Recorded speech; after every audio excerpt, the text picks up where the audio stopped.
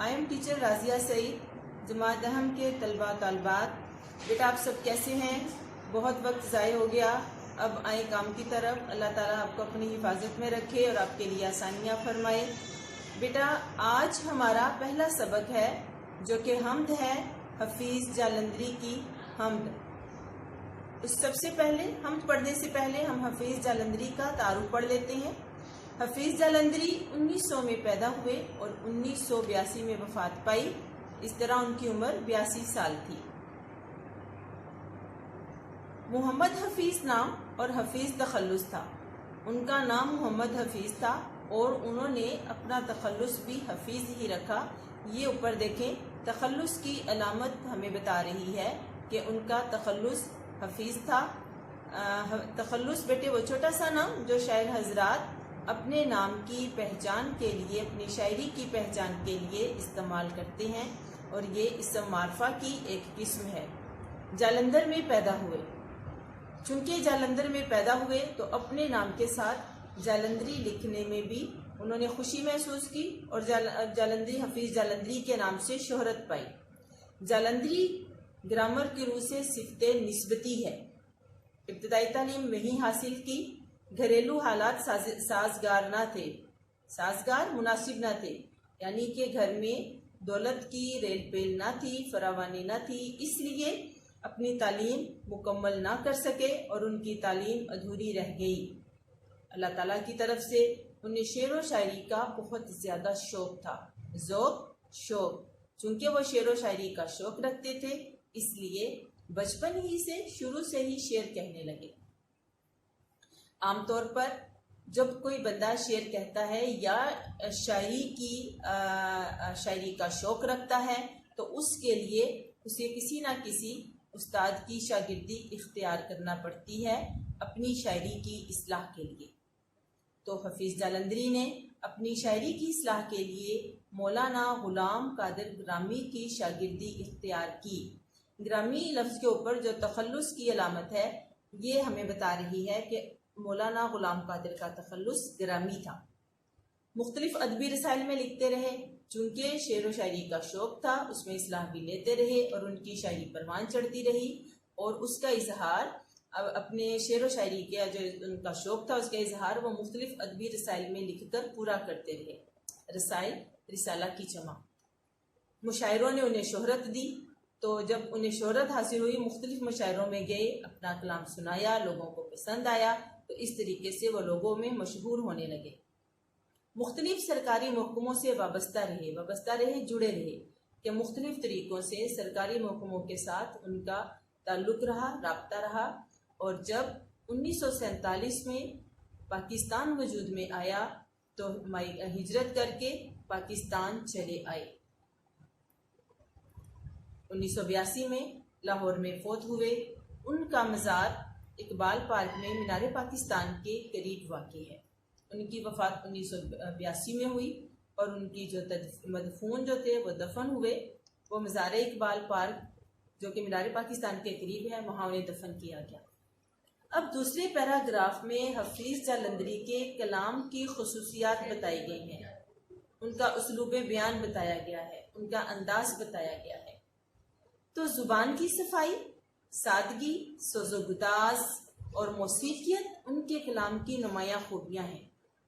इस कदर उम्दा अल्फाज इस्तेमाल करते थे अपनी शायरी में। सादा, शुस्ता, सुलझे हुए, सोज़ोगुदाज, गुदाज यानी कि जिससे दिल में नरमी पैदा होती है। मौसीकियत, गनायत, तरन्नुम, उनका कलाम गाकर भी पढ़ा गया, इतनी मौसीकियत उनके कलाम में पाई जाती थी। पाकिस्तान का कौमी तराना उनकी बाइस फ़ख्र तख्लीक है। पाकिस्तान का जो कौमी तराना है एक उनकी ऐसी तख्लीक है जिस पर फ़ख्र किया जा सकता है, फ़ख्र करने की वजह है उनके लिए। ये जो तराना हम रोज़ पढ़ते हैं, हमारी बुक्स के पीछे है, हमारे दिन की इब्तिदा होती है, हमारे ऑफिस में, हमारे स्कूलों में, पाक सरजमीन शादबाद, ये हफीज़ जालंधरी का ही लिखा हुआ है। उन्होंने दीगर बहुत सी कौमी नज़में भी लिखी हैं, यानी कि ऐसी नज़में जिसमें कौम का एहसास, कौम के लिए दर्द, कौम की इस्लाह और कौम के लिए कुछ अहम काम, ऐसी बातें लिखी गई हों جو کہ ہماری قوم کے لیے مفید ہوں اور جس میں ہم اپنے وطن کے لیے جوش جذبہ پیدا ہو، جس میں وطن کی محبت بھی شامل ہو، انہیں قومی نظمیں بھی کہا جاتا ہے۔ حفیظ جالندھری ایک قادر الکلام شاعر تھے۔ حفیظ جالندھری ایک ایسے شاعر تھے جو اپنے کلام پر قدرت رکھتے تھے۔ چونکہ اپنے کلام پر قدرت رکھتے تھے تو انہوں نے مختلف اصناف سخن یعنی کہ شاعری کی جو مختلف قسمیں ہیں، مثال کے طور پر مثنوی کہ ایسی کہانی جو نظم کی شکل میں بیان کی جاتی ہے، گیت، نغمہ، غزل اور نظم آپ کو پتہ ہے ملی بھی ہو سکتی ہے، مزاحیہ بھی ہو سکتی ہے۔ ایسے انہوں نے نظموں میں بھی آزمائی کی، اپنے آپ کو آزمایا کہ لیکن انہوں نے ہر قسم کے اصناف سخن میں کوشش کی۔ شاہ نامہ اسلام ان کی ایک قابل قدر تخلیق ہے۔ دوسری ان کی جو اہم کتاب ہے جس کی بہت قدر کی جا سکتی ہے اور لوگ ان کی قدر کرتے ہیں، وہ ہے شاہ نامہ اسلام۔ یہ اردو کی قومی، ملی اور رزمیہ شاعری میں عمدہ اضافہ ہے۔ رزمیہ کہا جاتا ہے یعنی کہ ایسے اشعار جس سے جنگی ترانے بھی انہیں کہا جاتا ہے، کہ جنگی اشعار بھی کہا جاتا ہے، اس میں بھی اسے شامل کیا جا سکتا ہے۔ ان کی چند تصانیف یہ ہیں، ان کی کتابوں جو انہوں نے کتابیں لکھی ان کے نام یہ ہیں: تلخابۂ شیریں، سوز و ساز، حفیظ کے گیت، حفیظ کی نظمیں اور چونٹی نامہ وغیرہ۔ آج ہم نے حفیظ جالندھری کے بارے میں پڑھا کہ انہوں نے 82 سال کی عمر پائی، 1900 میں پیدا ہوئے، 1982 میں وفات پائی۔ تو بیٹا آج کے سبق کا، آج جو ہم نے حمد پڑھی اس کے شاعر حفیظ جالندھری کا ہم نے تعارف پڑھا۔ اس کے اہم پوائنٹ یہ ہیں کہ نظم ہے حمد، اس کے شاعر ہیں حفیظ جالندھری اور ان کا نام محمد حفیظ، تخلص حفیظ، پیدائش 1900، وفات 1982۔ اپنی شاعری میں شاگردی کس کی مولانا غلام قادر گرامی، اور ان کے کلام کی نمایاں خوبیاں کیا ہیں؟ سوز و گداز اور موسیقیت۔ اور ان کے اہم کارنامے کیا ہیں؟ ایسی تخلیق کون سی ہے جس پر فخر کیا جا سکتا ہے؟ ان کے کلام کی نمایاں خوبیاں کیا ہیں؟ سوز و گداز ہے، موسیقیت ہے۔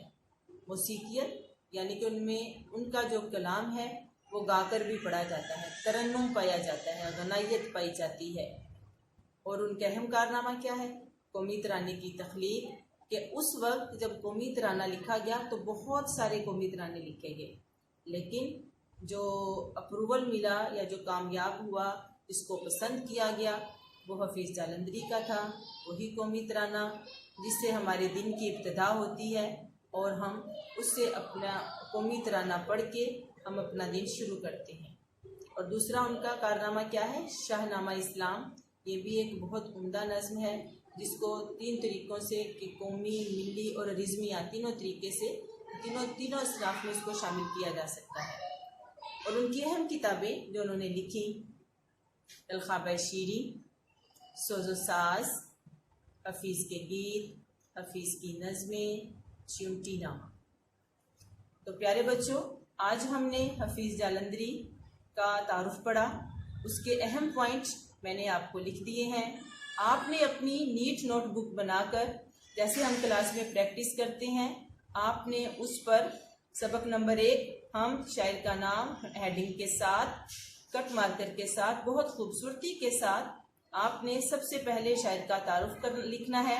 اس کے بعد ہم میرے اگلے لیکچر میں اس کا جو حمد کا پہلا شعر ہے اس کی تشریح میں آپ کو کرواؤں گی، اور آپ نے وہ اسی طریقے سے اپنی نوٹ بک پر لکھنی ہے۔